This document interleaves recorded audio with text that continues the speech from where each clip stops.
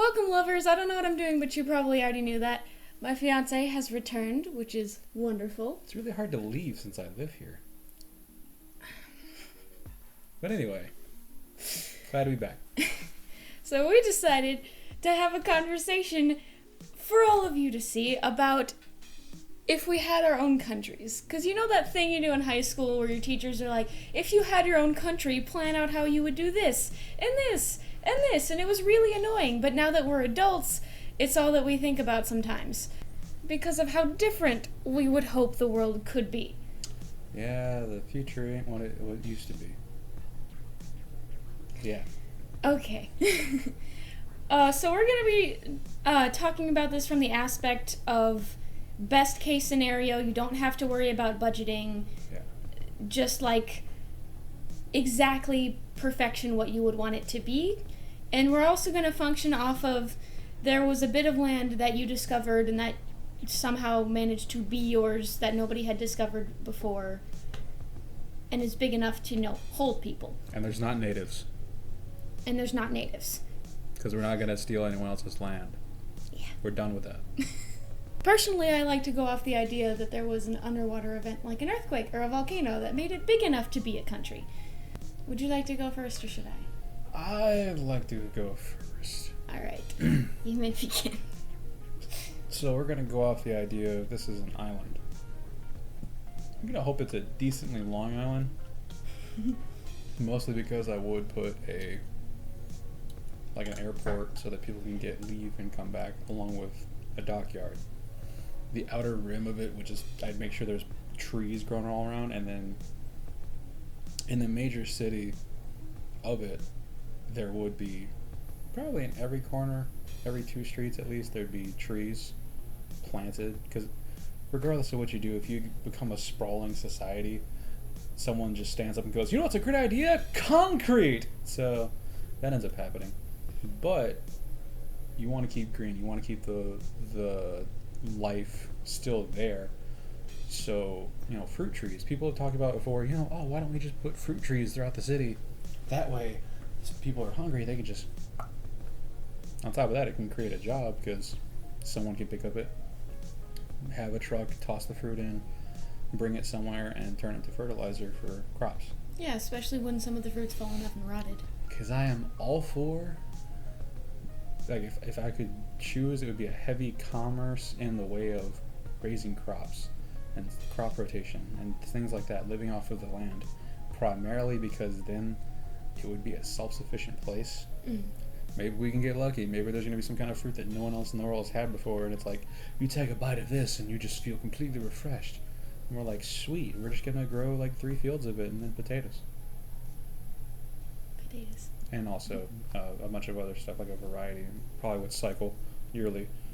But the idea of self-sufficiency would be a lot better because then you wouldn't have to worry about outside help, interactions, things like that. And if you're going also the stake of, this is an island made by volcanic activity, possible to make or find that volcano and make a geothermal vent and just use that heat to create the power for the area. Like in Subnautica. Yes, but just less underwater, scary, dark, giant Leviathan trying to eat me while I'm in a sea moth just exploring. Less of that. Here I am, just enjoying what's that giant mouth in the darkness? It's like, this is so much fun. Fireball! I never did nothing good, I swear to God! And then your sea moth is gone and then you're running away, praying not to die. Yeah. And then you go back and get revenge. And by revenge, I mean a suit that can take a hit. But, from there, probably be like, hey, we're self-sufficient. We're doing pretty good. We can start exporting stuff. Maybe bring in new people that are heavily screened and actually don't want to come there for bad stuff. And instead of, a mayor or a singular ruler of this area, it would be a council board of 20 people that would meet weekly. We have a lot of the same ideas. Because that way it's okay, we have a voice of multiple people, everyone's going to have their different outputs, and it would be cycled out. These people would be cycled out yearly. And you wouldn't be allowed to be part of the council for until another 5 years has passed. Because the biggest honest-to-God problem with the government nowadays is career politicians. It's like, I've been a politician since the 70s. I'm completely out of touch with the world, but here's what I think is right. Those are the same people that share Facebook things because they think that the government's going to take their password if they don't do that. Even though they are the government. Yeah. So, no career politicians kind of things. Completely making it self-sufficient. Plastic would probably only be for like light covers instead of glass. Even though glass to an extent is reusable. And then like no plastic bags, just everyone have a tote bag, have a good time. Hey. Simple stuff. And no frickin' styrofoam, I swear to God. Oh my God, no. There's only one reason you'd be allowed to have styrofoam in this country. Insulation. That's it. Because actually for insulation it's amazing. Yeah, that's what I think. I started thinking about it when we got an assignment like this. Because back in high school, I had a history teacher who didn't so much give us the assignment to do that. Our teacher introduced us to a website called Nation States, which I still like to play with sometimes. It's really fun. And it's like you pick your flag, the origin of your people, the rules, how things happen, and you make decisions. And it's like basically like that, but has like realistic scenarios happen. And since he introduced us to that, I have many a times daydreamed about having just like the perfect little place. So I have a lot of thoughts. Glad I went first. The first thing that I always think about is defense, because we grew up in America, and I know that if we were to find a new place and it was ours, they would immediately want to take it from us because America. So the first thing that occurred to me was like setting up a defense system. And because I imagined it like a very large island, essentially, I was like, we should have 3 rings of protection from under the water. Okay. Yeah, so I imagine have you ever seen the movie Atlantis, the animated movie? Yes. You know those domes that popped up that saved the like last bit of the people? Mm-hmm. Like that, but metal. So it would like come up from under the water and like dome around the place. And there'd be 3 rings of that. Like, the farthest one just goes up like a wall. The second one goes up and curves over a little bit, and then the third one goes all the way around for different layers of protection depending on what we're defending against. And then the bits underwater would have like electric nets, like metal nets. Not to mention that would also be a really good thing for like natural disasters. Yeah. It's like if a hurricane came through, it's just... Yeah, most of the under part would be like metal netting so that fish could still come in and out and it wouldn't like totally disrupt the ecosystem. No submarines. But yeah, submarines couldn't get through. Get your U-boats out of here. U-boats. See, you say U-boats, but I work at Dollar Tree and I think of this. Yeah, well, U-boats like what the Germans had, and they did a horrible idea because they're like, we have submarines. Let's just shoot at everything. And that's how they did warfare in the water. Yeah, for a while. The only layer that would go all the way down into the water without just the change would be the first layer because it just covers the island. The rest of the time, though, they'd just be like under the water, and that in itself, I like to think would create jobs for people to maintain them. Especially if you made them out of metal and it's salt water. Yeah, see, metal was my first thought because it's strong, but I don't know what particular metal would be best for that. But I would have scientists for that. Scientists and engineers to figure that out. So, we'd have that, we'd have the people maintaining the walls, and I wouldn't really want to have, like, a military, per se. I don't know how to phrase that. So what if we just had everyone trained to defend the country in their spare time? See, so, like, if things happen, they're like, oh, here I go, defending, insert name here again. I think I wanted to do something more of teach every individual how to defend themselves and their families, and then if it came to the point where we needed to do military, there'd be less training needed. I just completely drain them, and then they'd be fine. They just have to do touch-ups like once a month. I don't know. I say if you do the complete training, then it's like, okay, if anything happens, they're ready. Instead of, okay, something's happening, they're half ready. That's fair. That's a good point. That's just where my brain went when I was thinking about it initially. Welcome to the country. Enjoy your first year of military training, and then you can join the job market. Yeah, I'd be a lot like New Zealand when it came to guns. You can get a gun, but you have to be certified mentally stable, and you're not allowed to have ammunition unless you're, like, at a range or something like that. Or hunting. And hunting would be regulated. You okay? I'm just imagining someone, like, driving up, and the game warden's there, and he's like, what y'all doing? We're just going out and hunting. You got a permit? He's showing the permit. He goes, all right, you get a bullet, and you get a bullet. Now be careful with it, because you only got one shot. Make it count, boys. And they just drive off, like, and then, you know. I'd give them a set of bullets. You get 4. You can't take out a deer with 4 shots. And the gun to someone else. You should only be taking 1 anyway. And you have to turn in the ones you didn't use. Yes. No stockpiling government ammunition. It's rude. So this part is going to sound a little bit not great, but I'm going to explain it. Spoilers. It's great. Cameras. Everywhere. Not in people's houses. Like, Big Brother is watching. there'd be a lot of observation from the people in charge. Emphasis on people. I'll get to that in a minute. A lot like yours. But, it'd be more of a situation of the local authorities and wherever you're living. The Neighborhood Watch Committee. Alliance. The greater good. Oh my god. It would turn like that. You know it would. You'd have to screen those people too. Yeah, you'd have... Everything would be screened. Everything. Even the water from the sky. Like I was saying... I would have it so that any public place will have active cameras at all hours that will be regularly monitored by people who are specifically chosen to monitor them for the sake of people not being able to claim, hey, this person did this thing to me when they didn't. Or this person did this thing to me and they did, and now there's proof. You know?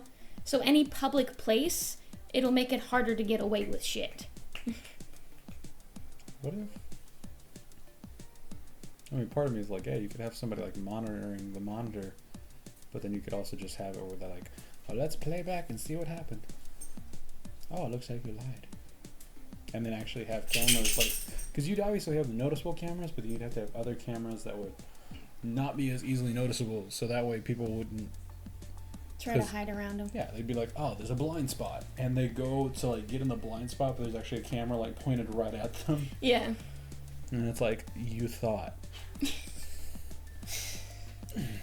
Now, in the sense of government, just like you, I wanted it to be a group of people rather than an individual person. So when the area starts, and it's probably like a couple hundred people, there's going to be a representative per like 200 people. When, like I said, when it started and there's not that many people. Okay, yeah, I was about to be like...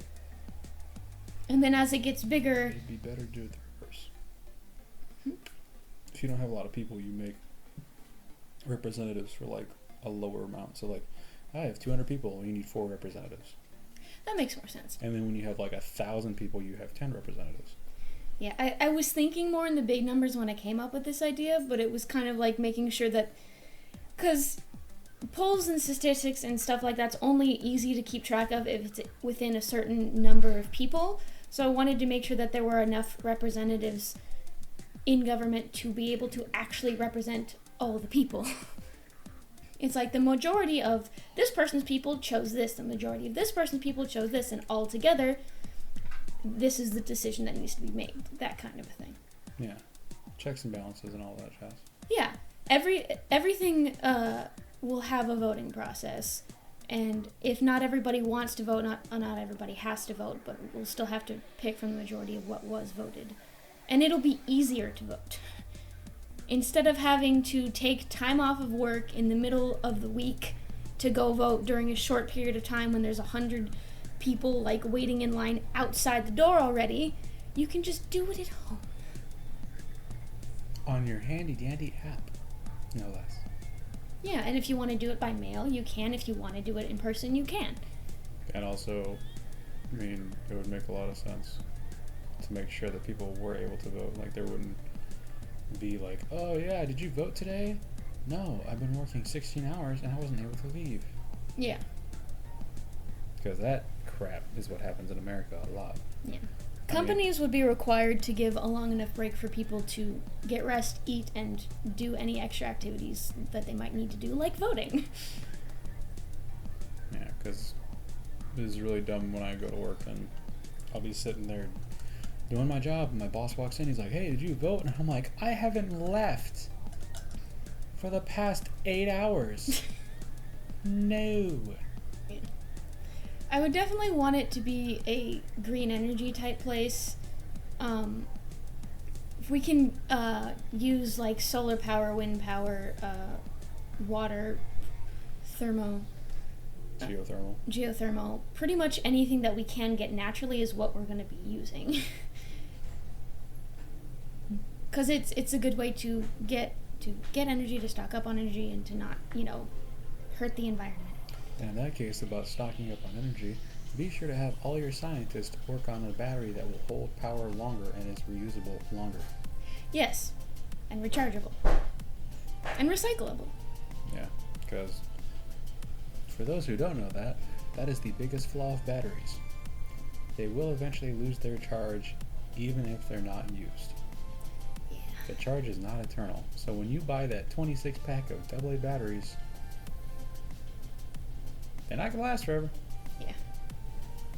Yeah, that's something really unrealistic I've noticed in a lot of, like, apocalypse shows, like zombie movies and stuff like that. Like, oh, batteries from 10 years ago, they work perfectly. Yeah. For 20 minutes.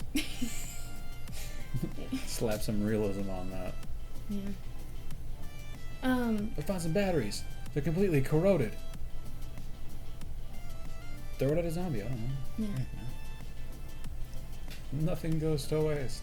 I definitely wanted to go off of a system that was both money and trade based, but we wouldn't do paper money, like, at all. I would want to do, like, coins pretty much only. Yeah. But we'd have we'd have a bigger variety of coins, because we'd just be using them, but we'd also only take coins that have so much of the actual initial material they used to be made out of. I could see that. I think I'd probably stick more towards like bartering and stuff, because in the end I wouldn't want money to be the only reason people would do stuff. Because I know that money is a huge drive for people nowadays to live and get out and work a job, but I know there's a lot more people that I personally do know that if they had however much money to where they could live comfortably and then some, they'd be like, yeah, I still need something to do, otherwise I will lose my mind. Yeah. So, I mean, there'd be people that would be farmers and stuff like that, and it would be a more simplistic system, so it wouldn't be like, oh, you're going to work, and then you're going to get yelled at if there's nothing to do. Like, you come into work, you do whatever work, and then, okay, cool.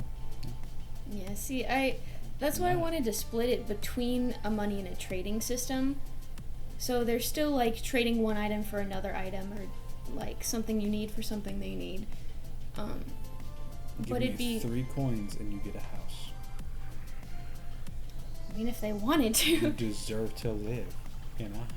Yeah, that's also something I wanted to do a lot of is there'd be a certain required amount of community service from everyone.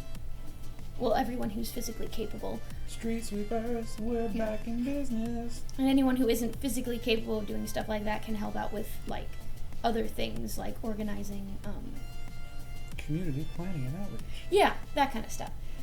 So, is there something you want to learn but you haven't gotten to? Well, come on down to Sweet Sally's and we'll teach you how to sew. Things like that. It's like life skills. Yeah, we'd also have a very different college system. Like, we would have 2 separate versions of secondary learning, it would be the kind of like the college system, at least that I'm familiar with, where you go to classes where you take basics and then you take stuff about like what you want to learn. Minus the suffering. Minus the suffering, hopefully. And then you can graduate, and it's not based off of, oh, memorize all these things you're never gonna think about again, just stuff that, you know, actually matters. Or apprenticeships, which is something I really, really, really wish we still did in the world, where you could just go to someone who knows what they're doing, have them teach you hands-on, and then you know what you're doing.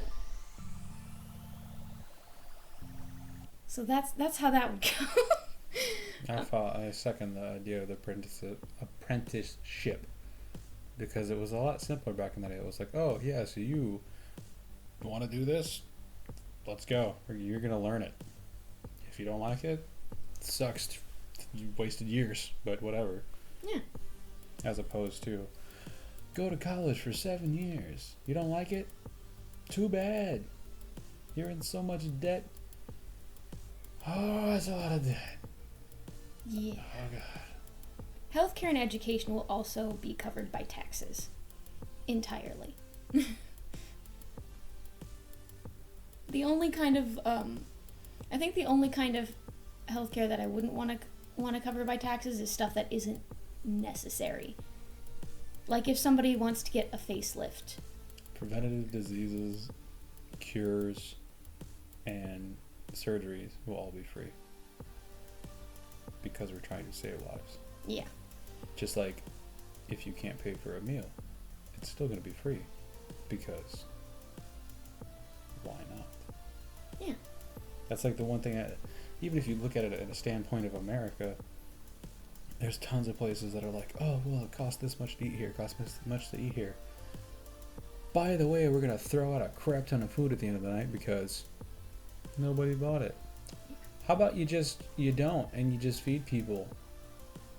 Also, collecting rainwater and feeding the homeless and housing the homeless are not going to be illegal. God, we would need... Like they are here. If you're on an island, you would need to collect rainwater. Yeah. Because the other source is like, we got water from the ocean. Yeah. Reverse osmosis, everything. Yeah. But that's definitely how I'd want it to run on like a base level of ideas. And then, much like you said, I would regulate the kind of people who would come in and actually get to stay. In the sense of we wouldn't want shitty-ass people staying. A lot like New Zealand, they're very picky about who actually gets to, live there. I just imagine like people show up like tourist land and they're like, oh my god, how much does it cost? Yep. Whatever you got. We can spend $1,000. $1,000 to get you everything in the world. And then we would just put it in the bank and be like, in case the country ever needs it, whatever. I think most of that would be kept for the whole, if people want to visit abroad, then they can exchange what they have for, like, the money of other places. That and the fact that obviously at some point the other countries would be like, do you want to be friends? Yeah. And we'd be like, definitely. Yeah, it's not good to isolate. Do you want guns? No. I want a water purification plant. Yeah. 2 of them. Why do you need so much water? I'm surrounded by salt water. You figure it out. Oh, goodness. All this water. Never going to die. Oh, it's raining. Oh, that's good. There would be things like community gardens. Like there would be farmers, obviously, who did like most of the crops and stuff like that, but there would also be things like community gardens and like shops that are meant for borrowing, where you can go and take something, use it, and bring it back, or bring something you don't need anymore and other people can borrow it. Yeah, that's kind of that's the gist. Yeah, that's the basic gist of how I wanted most of it to go. There's more, but it's just not in my head right now. It definitely would be a place where we would try our best to teach, kindness, tolerance. Everybody is, a person and they matter. Of course, it's not going to be perfect because human beings are not perfect and there are just bad people sometimes. But we would, we'd try our best. Try to make it easier for people like LGBT to, live and not have to deal with so much stigma. We try to make it a safer place for people who came in from the outside who have, PTSD from experiences where they came from, or who've just been through terrible things in general, because, again, it can happen anywhere, but taking care of people, basically. That's what I want. I just want to take care of people. What you doing? I think I found a good for the end. Oh, okay. It would be a country of peace and prosperity, but at the same time, I wouldn't be pushing people to reproduce because rapidly rising populations can be an issue. That's what I was gonna say. If you want to be a parent, you have to pass an exam proving that you're mentally stable and capable of raising children without hurting them or scarring them or being terrible. That would be through a series of 17 tests taken over 12 days. And they'd all be different kinds of tests. And all varying different types of pressure. Yeah. From you being in a very loud room with clanging to you just walking into a room that you just cleaned and seeing it torn to shit. Yeah. Because we're not going to tolerate terrible parents. I'm not going to tolerate terrible people that are just bad. Yeah. That's all I had to say. That's all I got. Alright, well, hope you enjoyed this video. If you didn't, that's perfectly okay and perfectly understandable, but hopefully I'll see you in the next one anyway. So, until then, I hope your day is just as lovely as you are. Yeah. Bye-bye.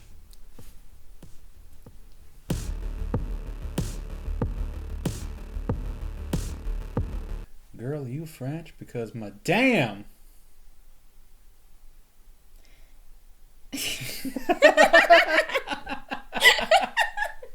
It took me a second. I did not get that at first. That was a better response than I would have hoped for. Goodbye.